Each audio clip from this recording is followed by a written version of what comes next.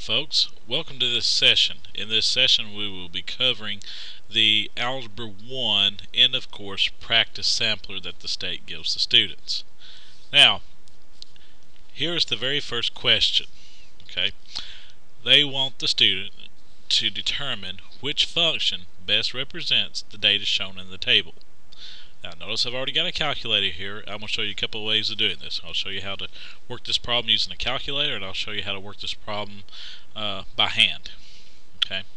Now, if you're going to use the calculator to work this problem, the best thing to do is to pay attention to the answers that are given here. Notice that these answers are basically in the y equals mx plus b form. Notice that this is y, this f of x, f of x, f of x, f of x is y.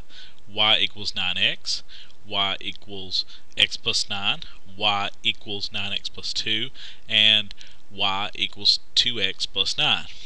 Now, basically it's this. Since these f of x are basically pretending to be y's, we can basically look at this as an x and y table. This column being x, this column being y.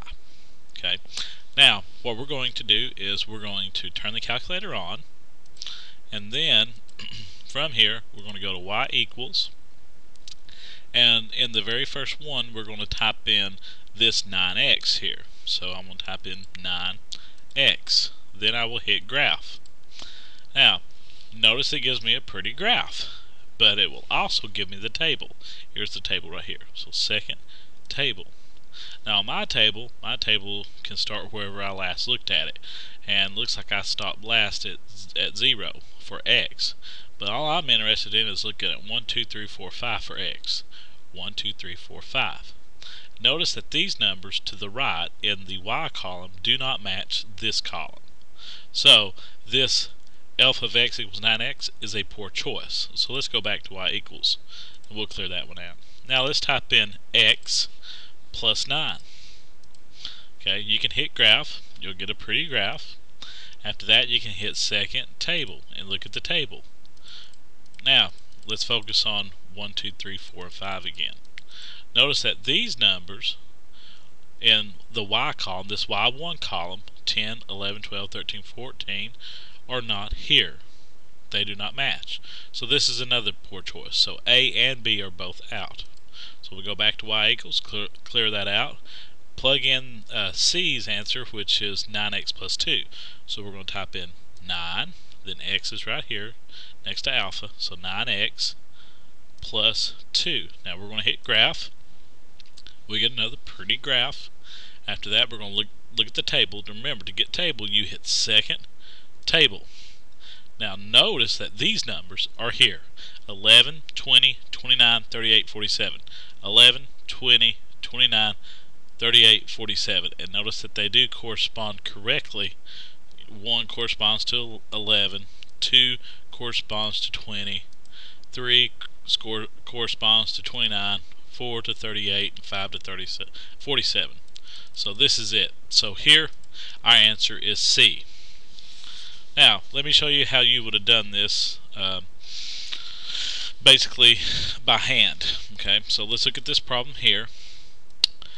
Basically what you would have done is you would have basically hurried up and picked a couple of numbers. I would always say pick something in the middle, so I'm going to look at this 3 and this 29, and I'm going to plug it in for this one. So basically here I'm going to plug a 3 in for this x, so I end up getting 9 times 3. Well, what is 9 times 3? Well, 9 times 3 is 27. Is 27 that? No, it's not. Alright, so I'm going to go down to B. I'm going to plug 3 in for the x. So I have 3 in for the x plus 9. Now what's 3 plus 9? Well, 3 plus 9 is 12. So that rules out A. That rules out B. Now I plug 3 in for this one. So I have 9 times 3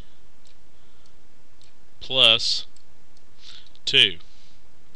And that ends up being 27 plus 2, which is 29. And I have a 29 there. So C is good. But just in case, you should always plug it into every one of them. Make sure when you plug a 3 in for this one, you have 2 times 3 plus 9. 2 times 3 is 6. 6 plus 9 is 15. So I end up getting 15. So that one is definitely not it. So for sure, our answer is C.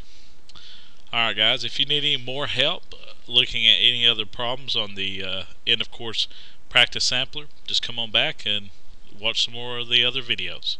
Alright, y'all have a great day.